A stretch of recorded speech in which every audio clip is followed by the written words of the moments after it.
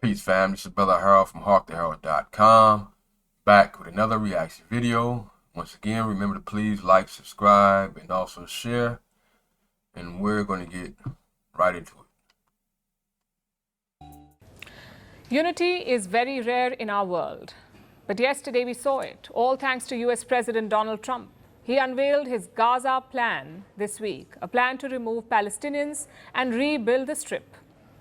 His end goal is to create a Riviera, a sort of resort town in Gaza, and cue the criticism. European powers, China, Russia, Arab nations, all of them rejected Trump's plan. So his team had to dial it down. Remember, Trump said he would take over Gaza, but the White House has assured that US soldiers will not be used, and they've also refused to fund the rebuild. The president has not committed to putting boots on the ground in Gaza. He has also said that the United States is not going to pay for the rebuilding of Gaza. His administration is going to work with our partners in the region to reconstruct this region. So no US troops, no US money. Then what exactly is Trump's contribution? It's like that one member of the group project in school who does nothing but takes the credit. And what about the Gazans? Trump wants Egypt and Jordan to host them.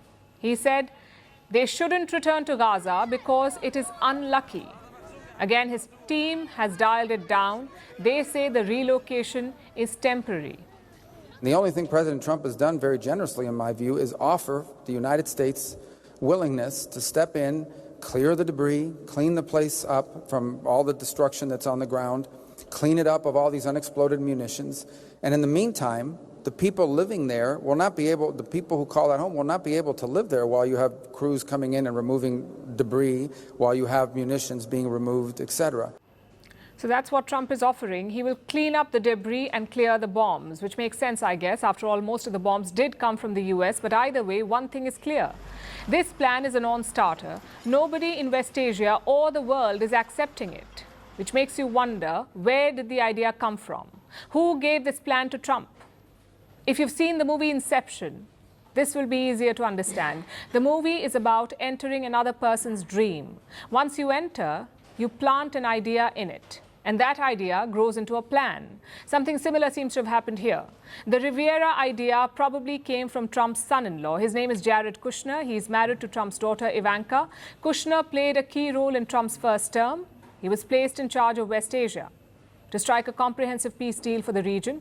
He got mixed results, but in the process, he also made some contacts. He began seeing potential in Gaza, not for peace, but for beachfront tourism. He floated the idea in March last year. Listen to this. Usually when wars happen, borders are changed historically over time. In Gaza's waterfront property, it could be very valuable to, if people would focus on kind of building up, livelihoods. But I think from Israel's perspective, I would do my best to move the people out and then clean it up. It's the same plan pitched by Trump. Eject the people, clean out the Strip, and build a Riviera. Trump already has a real estate background, so when Kushner planted the idea, it grew, which brings us to present day. Trump's West Asia envoy recently visited Gaza. He too has a real estate background. His name is Steve Witkoff. After returning from Gaza, this is what he told Trump. There's 30,000 unexploded munitions. It is the buildings that could tip over at any moment. There's no utilities there whatsoever. No working water, electric, gas, nothing. God knows what kind of disease might be festering there. This left an impression on... While they're acting like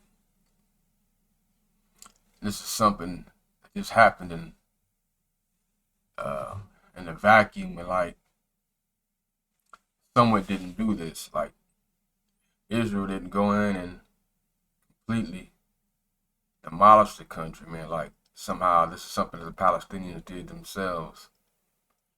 And that's the one thing that none of these politicians are so far have been saying. It's just talking about how destroyed the country is, like it caused itself. On Donald Trump. Plus, he was getting desperate. No one was offering him a feasible plan. The Arab states were not pitching in. But the average person doesn't see is that when they see these politicians, they listen to all their speeches, they listen to the rhetoric, but they don't see that which undergirds the rhetoric. Most people, or the masses of the people, when they see these politicians and they vote for these politicians on either side, Democratic, Republican, whatever their political affiliation, the masses of the people that vote and put these politicians in place don't do so objectively. They do what they do out of emotion, out of some kind of, there's some hope, looking for some kind of a messiah, whatnot, thinking that somehow that whatever's going on in their personal life is somehow a politician is going to make your quality of life better. When that's never going to be the case. Your life is going to be what it is. No politician that could change that. Only you can change that. And then on one hand, there's people who look, and when you see these people who don't look like you, that seem to be prospering or doing well, while you, on the other hand, is struggling, then I think that's another reason that people are voting. Trump. It's out of envy and jealousy, man, and you're hoping that if maybe he'll remove these people that you see that are doing better than you while you're struggling in your 9-to-5 job that you hate, working for that boss that you hate, struggling to pay off that $50,000, $60,000, $70,000, $80,000 pickup truck that you'll be paying on the rest of your life. And you see these immigrants that are doing well, who own their own businesses while you're suffering, for the most part. And you're thinking that somehow that Trump's going to fix that and that your life's going to get better as a result. See, these people are not voting for these politicians subjectively. You're voting out of blind emotion, blind, deaf, and dumb. You're looking for a messiah. No politician is a messiah. No politician is going to make your quality of life better. Too many people claim to believe in God or to follow Christ, but in reality, you don't. Right? Claim Christ like these so-called evangelical Christians, but you don't follow Christ. You don't live Christ. You use Christ as a covering. Right? What you really follow is you want freedom for your filth and your debauchery. But all you people who continue to think that these politicians are going to somehow save you, you're going to be in for a rude awakening. And you're going to see. You're going to be disappointed, as people always are. You put these people in power, thinking that somehow that your life's going to be better, or they're going to make things better for you, like their sole purpose is to serve you. Nah. Like I said, it's foolish. And he was told that rebuilding Gaza would take 10 to 15 years, so Trump decided to shake things up, to spur the regional players into action. Apparently, that was the intention of his plan, shock and awe. Now, this strategy has worked in some cases. This week, Trump imposed tariffs on Canada and Mexico. Both countries gave minor concessions. In his first term, he derided and mocked NATO. The allies responded by hiking defense budgets to 2%. So shock and awe can work, and it has worked in the past. But in this case, it backfired spectacularly.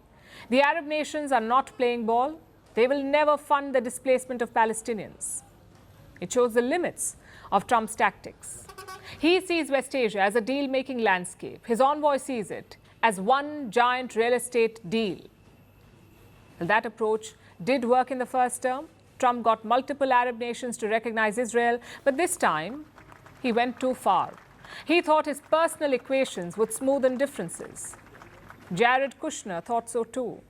He runs a private investment firm nowadays. It is flush with Gulf money. The Saudis have invested $2 billion. The UAE and Qatar have also invested millions. Plus, the Trump organization has assets in the Gulf. They're building towers in Riyadh and Dubai. Was Donald Trump counting on these personal equations? Perhaps he was.